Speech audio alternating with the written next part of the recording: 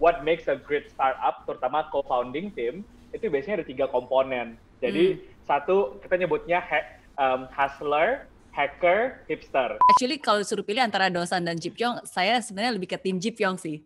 Sama kita. Oh iya sama ya. CEO juga mesti punya compassion gitu. Jadi compassion ke tim, compassion ke user gitu tuh itu sebenarnya skill yang penting gitu. In reality sih menurutku sebenarnya nggak kayak gitu sih ya. Karena pertama gini, key man itu bukan harus satu. Jadi yang namanya key man itu bisa lebih dari satu. Jadi misalnya kalau kayak di ruang guru. Oke, hai friends, hai semuanya. Senang banget karena hari ini saya sudah bersama dengan Iman Usman. Hai Iman. Halo, apa kabar Bang Eri? Baik, thank you for making the time ya. Walaupun di Bali, di tengah-tengah kuliah lagi. Kuliah sambil kerja. Kuliah sambil kerja. Kerja sambil kuliah, ya pokoknya berbarengan lah ya. Balik-balik lah. Yes, tapi sekarang disempatkan dan hari ini kita ngobrol sesuatu yang berbeda nih. Karena kalau terakhir kali ngobrol-ngobrol sama Iman kan biasanya kita ngobrolin sesuatu yang serius gitu kan, tentang startup. Tapi hari ini saya ingin ngobrol tentang drama Korea, drakor. Yes, ya jadi aku tuh nggak pernah nonton drama Korea. Jadi ini satu-satunya drama Korea yang baru aku tonton karena judulnya Startup dan juga direkomendasikan sama beberapa teman-teman termasuk Andi Zain yang bilang harus nonton nih Startup gitu. Ya udah akhirnya ngikut dan memang ternyata bener sih bahwa ini kan bukan hanya drama Korea biasa yang isinya kisah asmara gitu kan, tapi drama ini juga berkisah tentang perjuangan anak muda. Bagaimana dia memperjuangkan cita-citanya dan apalagi merintis usaha ya di bidang startup gitu. Dan Iman nonton juga dong, ngikutin banget.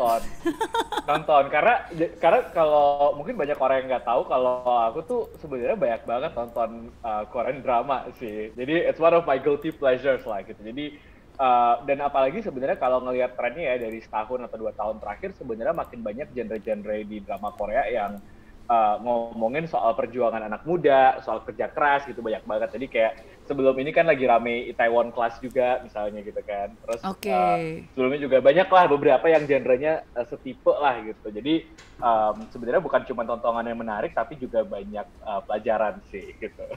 Oke, berarti abis ini harus nonton Itaewon Class berarti saya. Oke, tapi karena saya baru nontonnya Startup, jadi kita bahas tentang Startup dulu ya. Nah, jadi kan buat yang belum nonton Startup, jadi sebenarnya singkatnya itu adalah kisah bagaimana ada seorang perempuan muda yang namanya Dalmi, yang sebenarnya pengen banget jadi CEO, pengen memulai merintis bisnis. Terus ada juga seorang anak muda yang bernama Dosan, yang seorang engineer jago banget coding dan akhirnya dia juga pengen sukses. Dan ada satu lagi tokoh Inje itu sebenarnya kakaknya si Dalmi ya, yang juga ambitious pengen sukses. Nah cuma mereka masing-masing mulai dengan mulai startnya berbeda nih. Kalau si Dalmi ini kan dia nggak punya pengalaman, bahkan kuliah aja nggak pernah ya. Kalau si Dosan memang dia juga engineer, sedangkan kalau yang Inje ini ya dia lebih beruntung lah dalam arti karena dia ayah tirinya adalah seorang pengusaha, jadi dia sudah membuat usahanya sendiri pada saat itu. Nah, ya jadi garis besarnya seperti itu, susah untuk dijelaskan dalam waktu singkat, harus nonton sendiri. Makanya nonton aja. Nonton aja. Oke, nah tapi hari ini saya pengen ngobrol sama Iman karena kalau berbicara tentang dunia startup yang ada di film startup ya dan yang ada di real world khususnya di Indonesia itu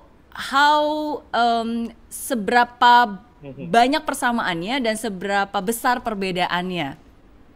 Oke, ini bisa panjang nih.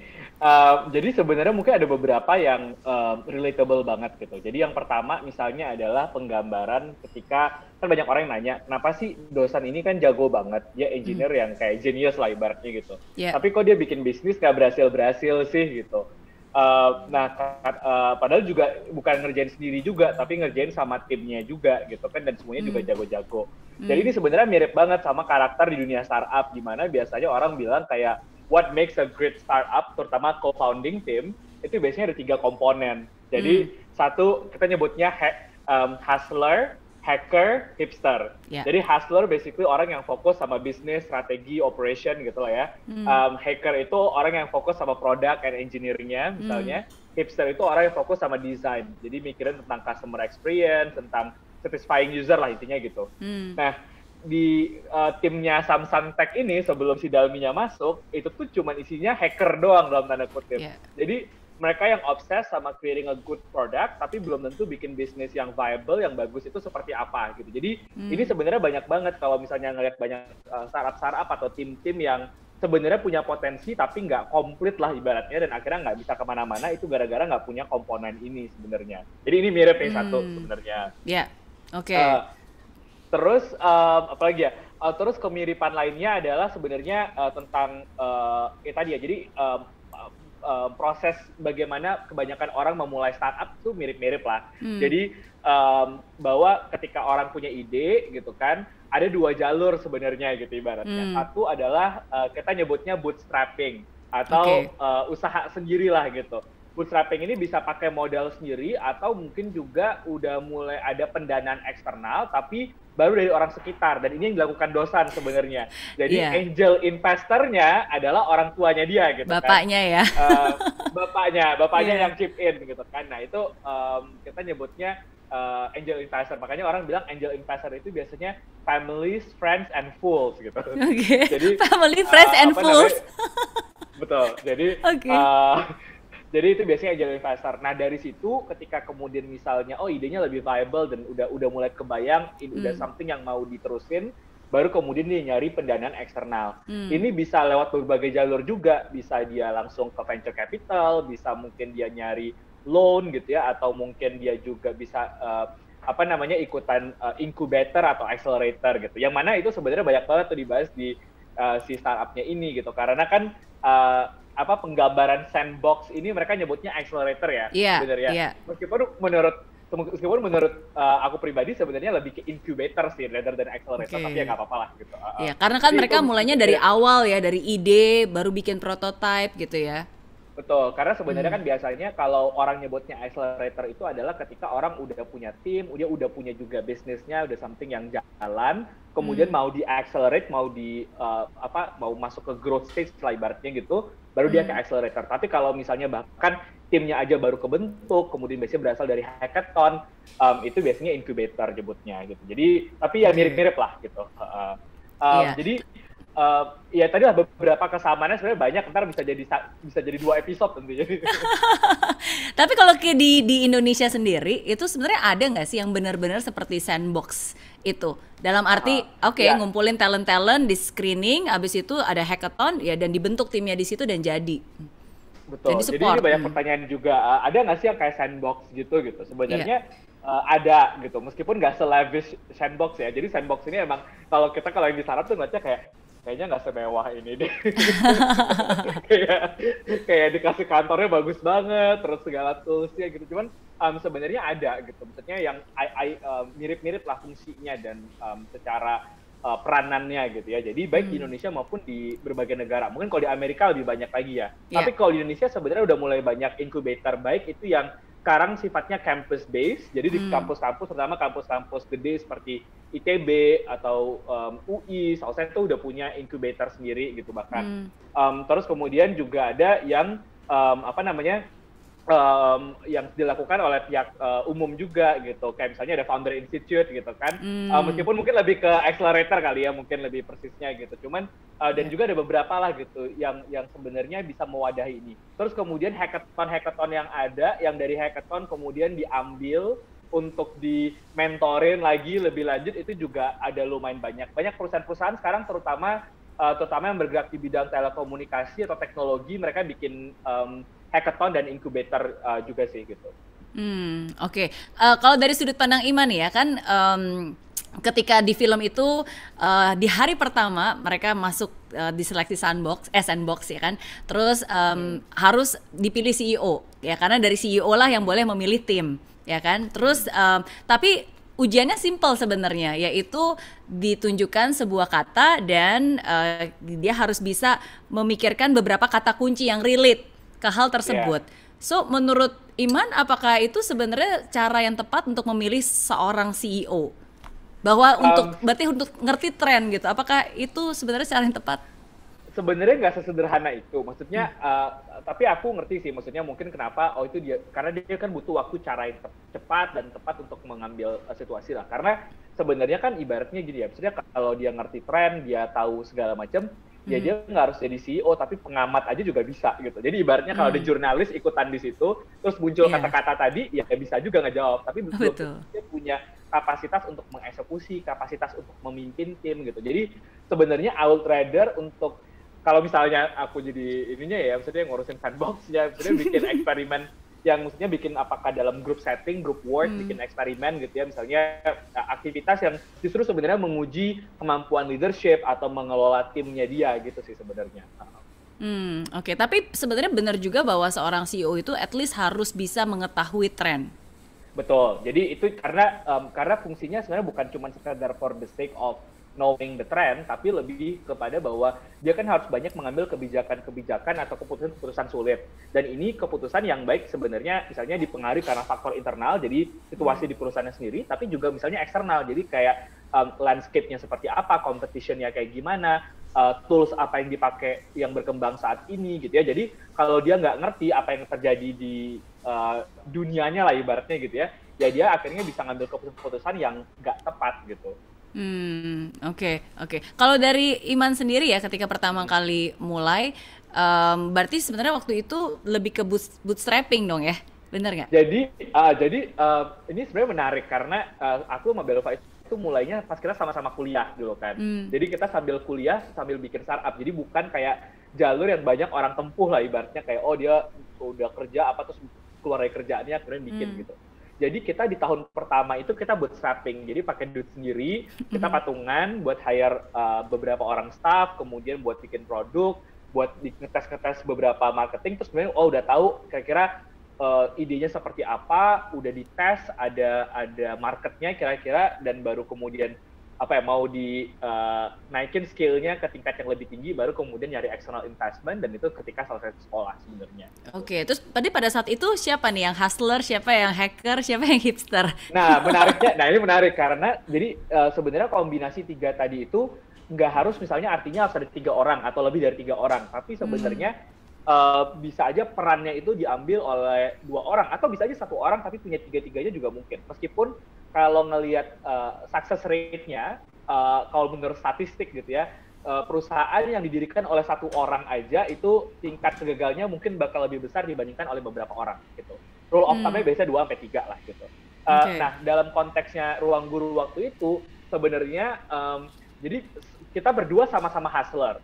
Tapi Belva itu ada elemen hackernya karena dia waktu satunya kan computer science waktu di NTU sebenarnya. Terus kalau aku sebenarnya ada hipsternya karena waktu Ruang Guru di awal itu yang ngedesain produk, yang banyak melakukan testing itu sebenarnya aku. Gitu. Jadi ya kita berdua tapi punya 3 fungsi lah ibaratnya gitu. Oke, berarti sebenarnya 3 komponen ini bukan berarti harus 3 orang yang berbeda ya? Betul, bisa juga ya 1 orang, bisa 2 orang, atau kalaupun misalnya cuma 1 orang, tapi dia pun bikin founding team yang melengkapi kekurangannya dia tadi juga nggak masalah sebenarnya. Oke.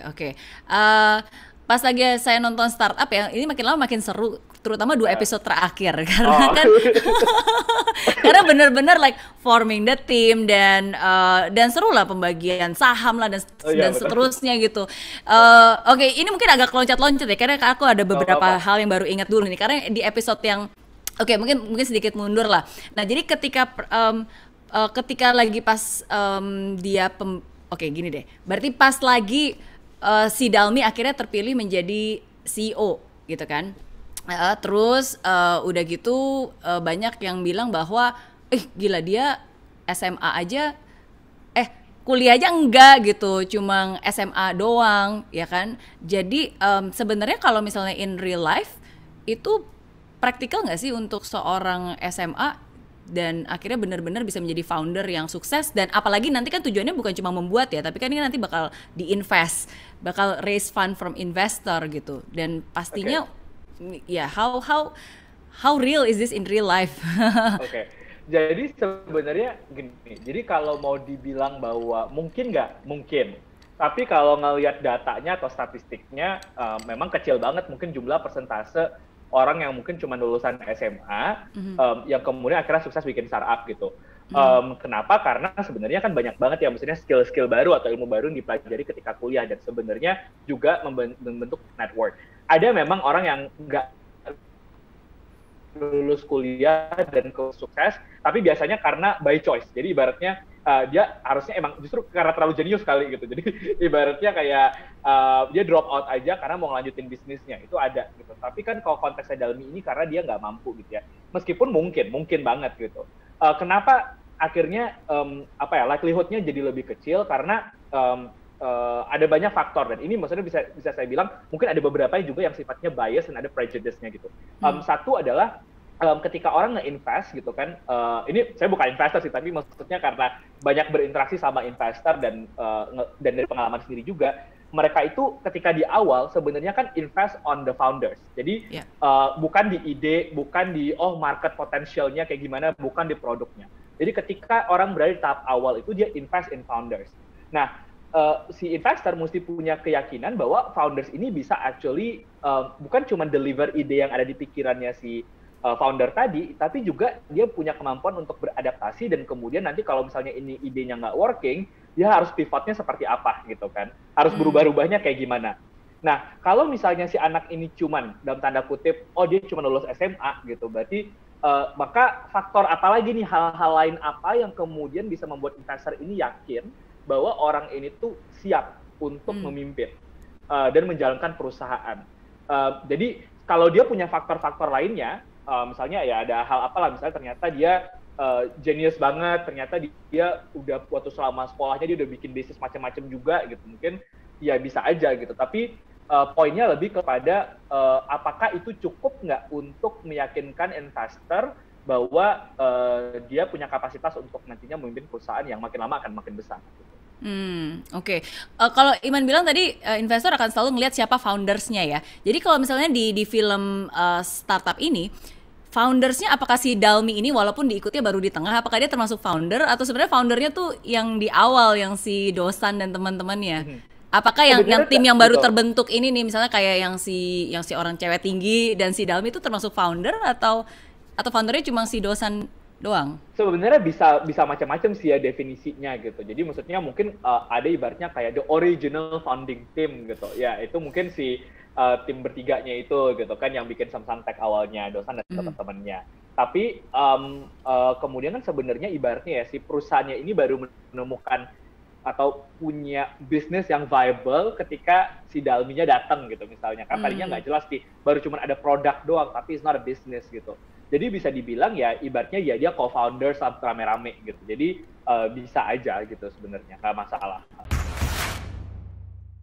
Sometimes you have to choose between being a good person or being a good CEO. Ya, maka dia bilang, do you wanna be kind or you wanna be a CEO gitu. Kalau ketika milih mentor, ini juga banyak orang yang mungkin salah kaprah gitu.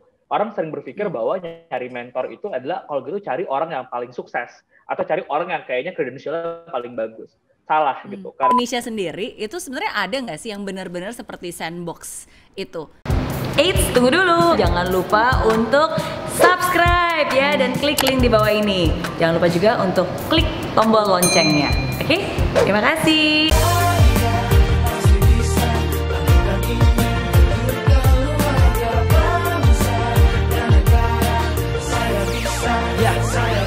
Rasakan bumi tanpa hujan, hidup tanpa tujuan, kering dan mati tanpa hijaunya tumbuhan. Demikian kalau mimpi tak kunjung terjadi.